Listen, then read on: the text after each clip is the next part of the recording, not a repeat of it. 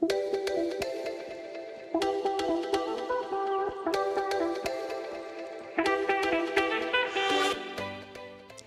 afternoon. I hope you are having a fabulous day. It is 12:30. I'm Julie Broughton. This is Take 6. We're so happy you're spending a little bit of time with us on this Giving Tuesday. So a great day here at the News 6 Newsroom. We are getting results for the Salvation Army partnering with our friends at BFAR Contracting. So that is always a big project here at News 6 that we're working on today. And also, you probably woke up noticing it is pretty chilly out there. Some of us woke up this morning in the 20s. We have one more cold night to get through before warm-up heads our way. We'll have your full forecast in just a moment. And I know a lot of you are probably starting to think about hanging those Christmas decorations and those holiday lights outside. Our very own handy newsman, Eric Von Aken, will be with us in just a few minutes, and he has some tips on the best way to get all of that done. But first, as we said, it is Giving Tuesday, and that means it is one of our favorite days of the year here at News 6 because it is Angel Tree time. Our friends at BFAR Contracting, along with our friends at Salvation Army, we are all working together this year to get results for 5,000 kids and 1,000 seniors to make sure that they have a wonderful Christmas. And the man who helps make all of this magic happen joining us now, Major Ken Chapman. Major, it is so good to see you. It is so wonderful to be here. It's like the best day ever where we get all the resources we need to make this angel tree successful. And, you know, we've been working together on the Angel Tree for a lot of years now. I think this is either our 9th or 10th year. And every year it is always just incredible how the community pulls together and how special this is. But we have a big goal today. We're trying to raise $200,000. And when we talk about this, a lot of times you mention that need has no season. Is that how you phrase it? And so this money will help not just with Angel Tree, but with those needs year round.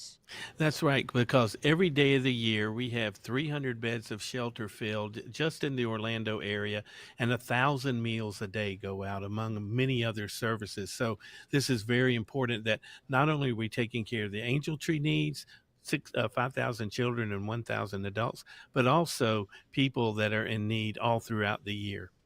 And anyone who wants to help with this mission, we are taking donations throughout the day with a phone bank. So Studio B is all decked out with those beautiful Christmas decorations. We have our volunteers in place from the Salvation Army and BFAR Contracting. If you want to make a donation, you can call right now. That number is 888-436-6665, or you can also text. That's my favorite way to do everything. Text GOOD to 24365. And Major, some of this money raised will go to help buy gifts or supplement some of these angel packages with distribution day coming up. And I know always a fun day is when we go shopping with some of this money and we help kind of fill in some of those gaps.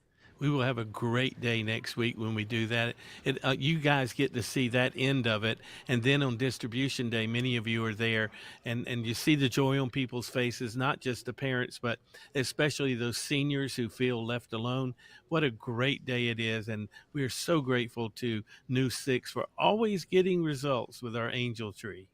And you mentioned the seniors. I always find, you know, of course, the process of the Angel Tree, you look at the tag, you have a name, an age, and then some wishes and some wants. And this is really special for a lot of these seniors. Talk about the importance of including the seniors in this. Many of them feel kind of pushed aside and not, real relative to society anymore. And just the fact that they get a pair of slippers or a box of candy or some toiletries that they've asked for is very simple needs. It gives them joy. It gives them the strength to carry on another day. And it shows that they are not alone, that this community really cares about their seniors. Yeah, that is so important. And, you know, distribution day, we've talked about it and, you know, we've done it so many years and it doesn't matter how many years you do it. It really, you know, I feel like not using this word lightly, but it is a magical day to be there and to work together and to see how smoothly all of this runs. And I know you've given your wife before a lot of credit as to how smoothly this runs, but talk about the process on distribution day. She really is the brains behind it. She works for weeks to get it all ready. I call myself the eye candy. It makes people laugh. But on that day, the bags have already been checked through and prepared. And this year, instead of the drive-through, we're going to have them come in like 200 at a time. We're going to speak to them a little bit, and you'll get more one-on-one experience with them. They'll receive bears have been dressed by Disney and other members of the community, stockings, and of course the gifts that we're given to them. What really gets me the best is that somebody in this community sacrifices their Christmas to help someone else. And that says a lot about this wonderful community. Yeah, those numbers every single year feel so staggering when we find out, okay, we have 5,000 kids and 1,000 seniors, but every single year the community pulls it off, and not just pulls it off, but when you go in the warehouse, there are so many areas where volunteers can say, hey, we need to add a little more to this, or they're just there's always so much. It feels like truly being at Santa's workshop. It's like we're, taken to the North Pole with all of these elves and all of the toys and clothes and the things that these kids want and need, and the seniors too. It is truly a magical day. You've been able to be there many times. And so to see the look on people's faces, to feel the excitement in the air. And we're working 16 and 18-hour days up till Christmas Eve, but every moment is worth it when you see that somebody has the hope to take a step forward one more day to get through difficult times. And we're grateful to this community that makes that happen every year, and New Six for what you do to promote it. And you use the word hope, and I think that that's what we do see so much of. And then year after year, I feel like we meet volunteers who are there who maybe had received from the Angel Tree one year, and now they come and give back. So it's kind of like once you join this family, you're always a part of it in some way. That's correct. And this year's a little different. It's almost flip-flopped. We have a 38% increase in need coming to our doors. So some people who donated and adopted angels last year or years before are in our line to receive this year. And we're glad that we're able to be there at a time that they need us the most in their lives. And that is the community and the station coming together, even the people that stand behind the cameras, even the gaffers who pull cords. They care about this, and I'm really grateful for this community and for New Six for making this a possibility. 38% increase. Were you surprised when you started getting the applications and saw the numbers this year? That feels like a big jump. It is. Even though we have the same numbers that we're serving, we had to have a higher line of being able to pass that vetting process to help those who are the most needy. And at the end, when there are things left over, we have the list that people who didn't quite make the list or maybe fell between the cracks, like foster kids or something like that. We make sure that everything is out of that warehouse and given to a child in need or a senior in need by the end of the season. And so, for people who want to help and want to actually have the shopping experience, they can go pull a tag off that angel tree. Talk about the process. And I know every year we talk about this. You don't have to get everything on the list if you feel like you can't afford it or if it's just not possible. So, don't let that prevent you from participating if you want to. Yeah, so every kid, even a kid that doesn't have the resources of maybe a more wealthy family, they all have the same desires. So they want the same things like iPads and Xboxes and PS5s. And there are some people who are able to give those kinds of gifts. But don't feel intimidated by the tag. You give what you can afford to give. An article of clothing or an outfit and a toy or a book or an educational thing would be very, very much appreciated.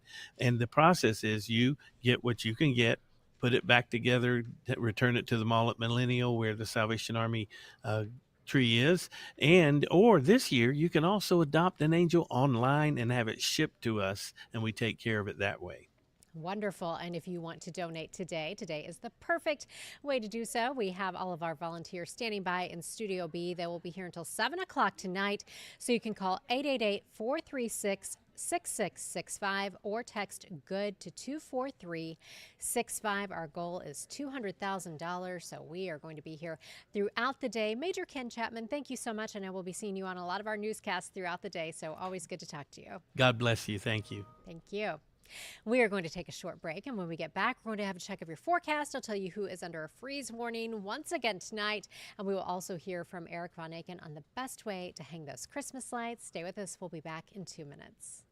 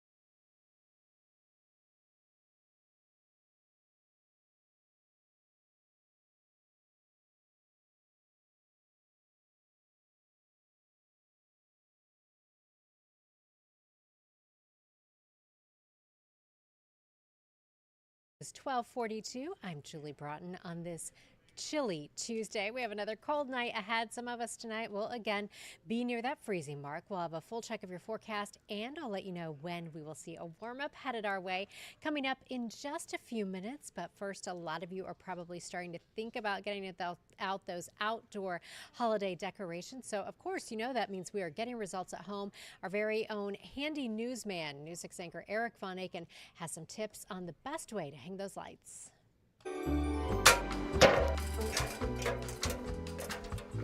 All right, Destiny, can you throw me up the lights? Whoa, whoa, whoa!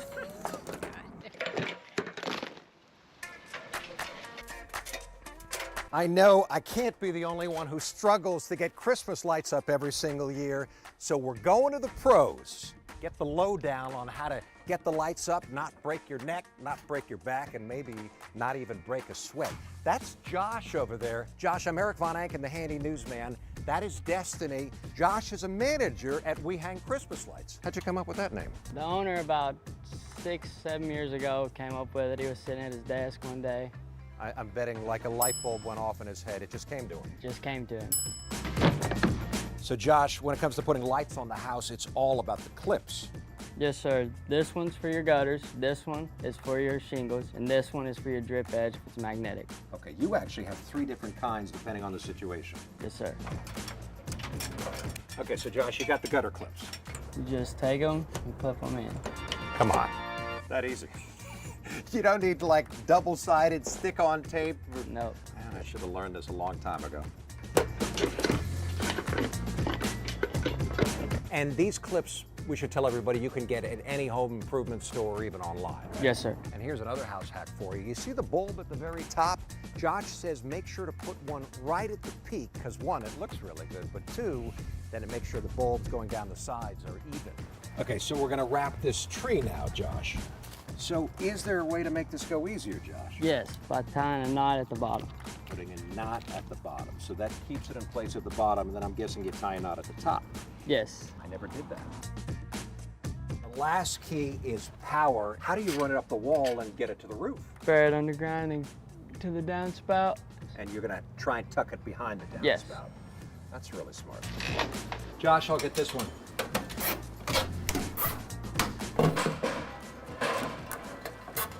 Ah! My fingers! And your last house hack is to plug everything into a timer, so then everything turns on and off automatically. So you're probably saying to yourself right about now, well, this is great, but what do I do when I got to take it all down? Well, we are coming back to this exact spot with Josh and his crew in January when they're taking it down, and we're going to spy on them for their house hacks on how they wrap everything up and store it so it doesn't turn into one great big mess the next year. For now, we're getting results at home in Winter Park. Eric Von Aken with the crew, News 6. Eric, how are your fingers? I'm so concerned. Can you hear us now? Okay, you're good. You're good. All right. I love that. I feel like we had so many good tips. Yeah. So, Julie, what was interesting about that? I mean, there's a lot of interesting things besides almost falling off a ladder and losing my fingers. Is we wanted to show everybody how do you wrap your lights up when you're done, and put everything away and then not like mess up all the cords. There was so much good stuff coming from Josh from We Hang Christmas Lights that we just decided that we were going to come back in January and do another segment to show people how to wrap things up. Because I'd like to know that. I can never get it right. My wife will tell you that I have not gotten it right in 17 years. So that is going to be just as interesting a segment, I think, when we go back. Yeah, and the thing with taking stuff down, it's not nearly as exciting as putting it up. When you're putting it up, you're really excited and it's fun. And then taking it down, it's kind of like, ugh, it's over. So, but you don't want to mess when you drag everything out next year. So that is a good idea. Right. And so I think the one thing that makes putting up Christmas lights bearable is that it's exciting. Because Christmas hasn't happened yet. Of course, Christmas is a exciting time of year for me. It is, especially with the kiddies.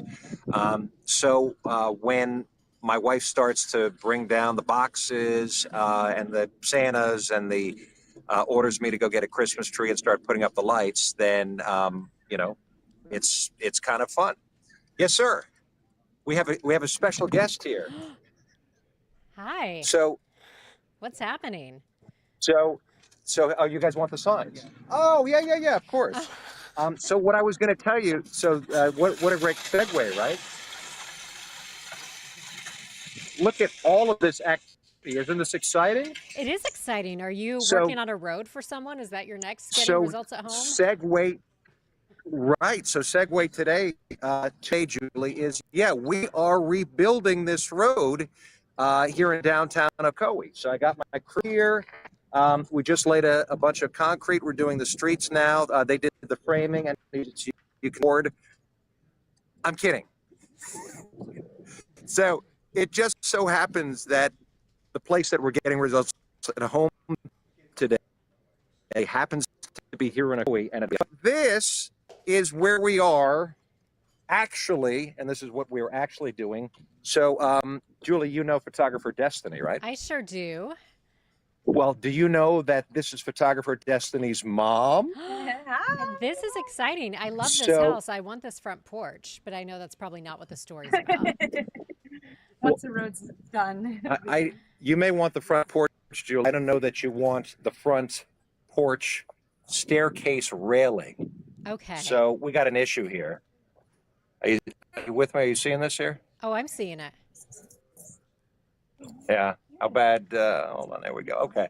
So, it's basically rotted out. And so what we have to try and do is reseat this post, and then we have to try and reattach this railing. So we definitely have some results to get today.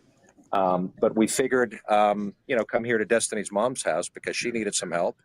And she is the perfect candidate. And I feel like Destiny works well with her mother. So it'd be a safe bet, right? Today. Absolutely. Well, I love the porch. I love the front door. I can't wait to see the results when you get the railing all taken care of. That's a beautiful house. Oh, thank you. It's going to be beautiful once it's done in a couple hours. Destiny's mom, Julie, says you have a beautiful house. Beautiful house. Beautiful Christmas. This will be on in a few weeks, so stick around for that. But again, remember the Christmas lights, part 2 in January. Like I said, we go back. All right. Eric Von Aken, I can't wait to see. And I know you've got to get some results at home there for Destiny's mom. So we will let you get back to it. Back to work. Bye, everybody. Bye, Eric. Bye, Destiny. Bye, Destiny's mom. Bye, Julie. All right, let's get a check of your forecast. Beautiful day for Eric and Destiny to be out there working. We're seeing temperatures right now generally in the 60s. This is about 10 to 15 degrees cooler than we typically see this time of year, but a whole lot of sunshine, a little bit of a breeze out there. 59 right now if you're in Ocala, 61 in Orlando, 62 in Melbourne, and it is 57 in Palm Coast.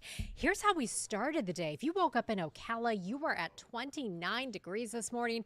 42 was your low in Leesburg. We started in Orlando at 43 and 39 in Daytona Beach. We saw another little front move through today. Winds behind that are sticking around out of the north, reinforcing that cooler air in place. And so we're not going to warm up a whole lot more today. We'll go to 63 in Orlando, 65 today in Melbourne, and 61 for your high in Ocala. Overnight tonight, another cold night, 31 for your low in Ocala, 42 in Orlando, and 46 for the overnight low in Miko. Now, we do have a freeze warning in place in Marion County again if you are in the western portion of Marion County. So you are under a freeze warning. Then we have frost advisories for Flagler County as well as eastern Marion County. So if you're up in one of those areas, you may want to go ahead and cover any of your sensitive vegetation. But next 7 days showing we do indeed have a warm up on the way. That starts for us tomorrow afternoon. We go to a high of 66 tomorrow, then back in the 70s for Thursday and Friday. And then we continue to warm up as we head into the end of the weekend and early next week with 77 on Sunday, 78 on Monday. Our extended forecast is dry. We will talk much more about how cold it will be where you live tomorrow morning. That's starting on News 6 at 4. If you have any questions or comments for us at Take 6, head to clickorlando.com/Take 6. Let us know what's on your mind. Thank you so much for stopping by, and I will see you at 4.